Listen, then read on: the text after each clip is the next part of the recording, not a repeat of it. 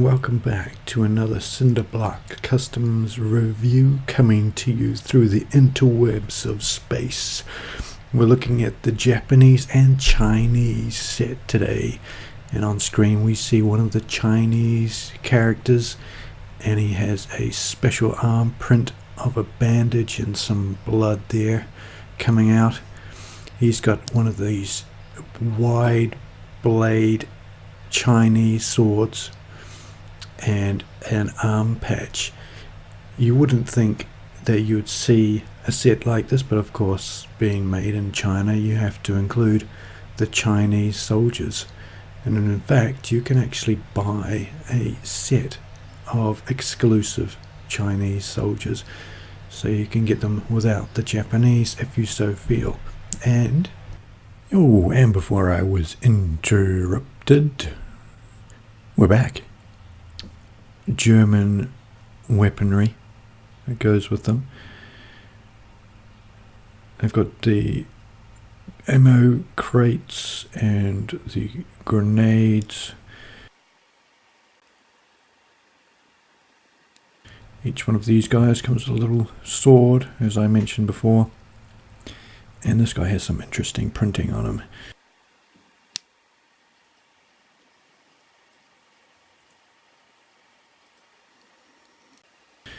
Here's the ammo crate. You can store your weapons in there when they're not in use. You can actually store these springs in there, which are for the mortar, which I'll show you later. But yeah, keeping those safe is paramount. Here is the mortar, and you can build that up. There'll be a picture of those later in the pictures section, and you can fire out little mortar rockets. And now we're on to the Japanese soldiers, who are in their little yellow type garb, and they come with their samurai swords, which are quite huge, really, in the scale of the Lego men. And they come with a variety of accessories, sandbags, and you see all these random little block pieces in the background, which I'll show you later what they add up to be.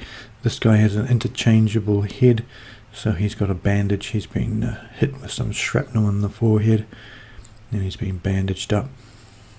These guys also come with some material fittings, so when you get that on their head, it's somewhat like a sun block hat thing. So you can see these nowadays that are attached to caps. They go right around the head and block out the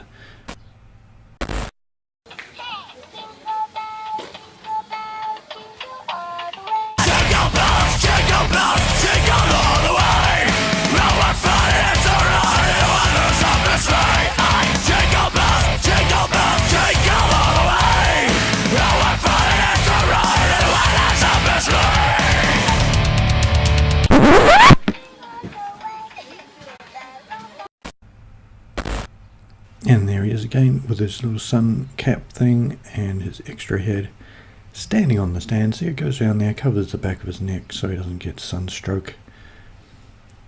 Here's another happy man with another set of blocks in the background, which make up a cart, which we'll see later again. He has also got the sun block material, I don't even know what to call it, and he's got a little tin hat, so he's all set to be running around. He's got a bayonet. These guys actually come with a little bayonet on their rifles, which is really quite a cool little detail. This guy has actually been hit, looks like, in the temple, so he's got a couple of blood drops coming down, and he's also been hit in the arm. So he's got that bandaged up and some blood coming out. Of course, that's just a mandatory feature, isn't it? Just having some blood dripping out there makes it look more realistic. He's carrying a standard carbine. And here is the commander of the Japanese soldiers. He's looking pretty stern with a little moustache. mustachio. And of course he's in a different colour, and he's got the cap there and the samurai sword, so he's all set. Now what you can see here is some of the many accessories that come with them, and in the background there you see how they make up some of the blocks into walls and things to stand behind or shoot from. And we'll have a look at some photos in one moment to show you a more detailed version of how the figures line up with their accessories.